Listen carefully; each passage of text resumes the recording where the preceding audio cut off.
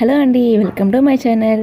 మరి ఈరోజు వీడియోలో వచ్చేసి నేను చింతపండు చారు అనేది మనం ఎలా చేసుకోవాలో నేను చూపిస్తానండి.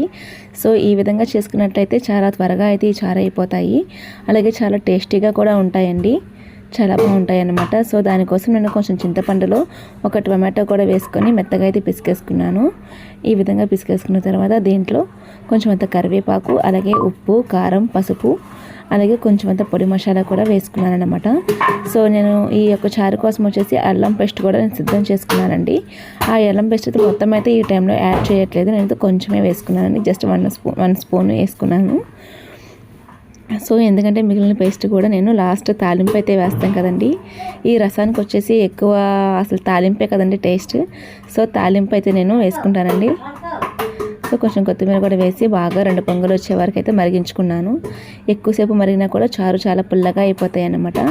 సో నేనైతే 2 పొంగులు రానిచ్చి ఆపేసుకున్నానండి. నా ఛానల్ ఫస్ట్ టైం చూస్తున్నట్లయితే తప్పకుండా సబ్స్క్రైబ్ చేసుకోండి, అలాగే నా వీడియో నచ్చినట్లయితే ఒక లైక్ అయితే చేయండి ఫ్రెండ్స్.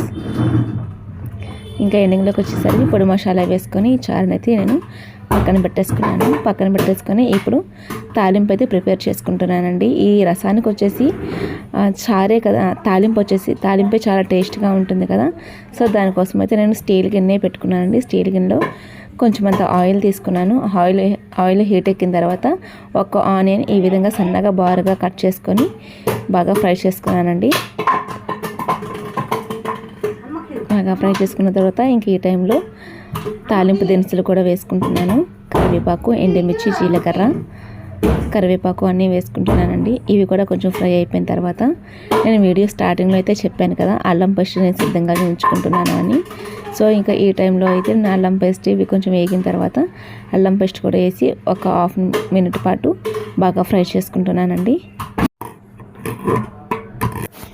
అల్లం పేస్ట్ కూడా బాగా ఫ్రై చేసుకుంటున్నాను. అసలు అరగంట దాకా బాగా ఫ్రై అయితే చేసుకోవాలండి, పచ్చి వాసన రాకుండా. రసం అయితే చాలా టేస్టీగా ఉంటాయి ఈ విధంగా తాలింపుల్లో అల్లం పేస్ట్ వేసుకోవడం వల్ల. చారుతో చాలా టేస్టీగా ఉంటాయి ఫ్రెండ్స్. సో ఇంకా చూస్తున్నారు కదా, ఈ వీడియోలో ఇట్లా అయితే బాగా ఫ్రై అయిపోయింది. ఇంకా నేను దీంట్లో వచ్చేసి మనం ముందుగా మరిగించుకున్న రసాన్ని యాడ్ చేసుకుంటానండి. ముందుగా ఒక 2 గరిటెలు దీంట్లో వేసుకొని ఆ తర్వాత ఈ మిశ్రమాన్ని మొత్తం మనం చారులో అయితే కలిపేసుకోవడమే, అంతే ఫ్రెండ్స్. ఈ రసాన్ని మనం చాలా సింపుల్గా అయితే చేసుకోవచ్చు, చాలా టేస్టీగా ఉంటుంది.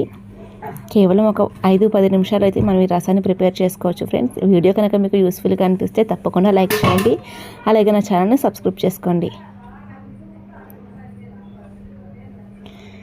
చూసారు కదా, ఈ విధంగా ఫస్ట్ 2 గరిటెలు కలుపుకొని తర్వాత ఈ మిశ్రమాన్ని మొత్తం మనం ఎక్కువగా మరిగించుకున్న చారులో అయితే కలిపేసుకోవచ్చండి.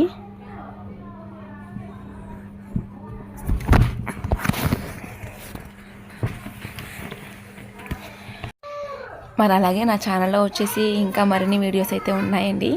ఇంకా నేను తెలిసిన ప్రతి ఒక్క వంటకాన్ని కూడా మీ అందరితో తప్పకుండా షేర్ చేస్తాను. తప్పకుండా నా ఛానల్ సబ్స్క్రైబ్ చేసుకోండి. ఇలా తాలింపు వేసిన తర్వాత చారు అయితే చూడడానికి చాలా కలర్ఫుల్గా ఉంటుంది, టేస్ట్ కూడా చాలా చాలా చాలా బాగుంటుంది friends. Okay friends, thanks for watching. మళ్ళీ వీడియోలో మళ్ళీ